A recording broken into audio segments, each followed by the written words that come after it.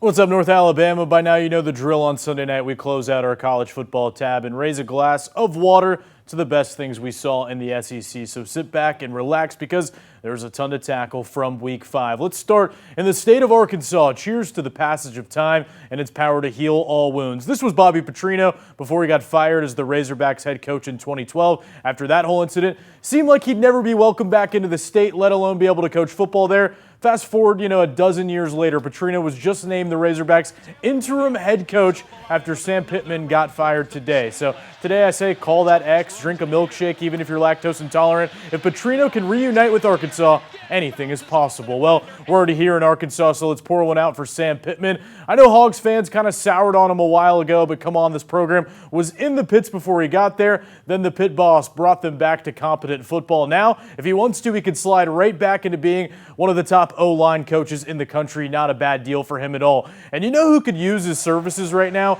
Auburn gave up 9 sacks to Oklahoma. It wasn't much better Saturday. Texas A&M wrestled Jackson Arnold to the ground 5 times. So here's to the Tigers defense for not going on strike yet. These guys have been unbelievable, holding the Sooners and Aggies to well below their season averages, but their hard work has been spoiled by an offense that's been really stuck in neutral since halftime of the South Alabama game.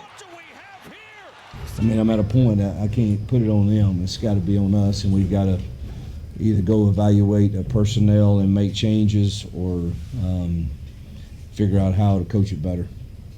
Lastly, cheers to schedule symmetry. George Lucas once said his movies were like poetry, they rhyme. Well, Alabama's schedule rhymes perfectly with last year's. Fresh off a palate-cleansing win over Georgia, the Crimson Tide now face Vanderbilt in a rematch so juicy, College Game Day is making the trip to T-Town. To avoid another upset to the Commodores, Alabama has to maintain that edge they played with on Saturday. What we always say is just remember the fire, just remember the burn from the first game. And then just having that chip on our shoulders will keep us continue to keep on going. You got to have that edge about you, and we all got to have it. And like I said, I have it, and I think you saw it out there today, just people flying around, doing their job, never giving up. And that's the thing. You just got to keep flying around.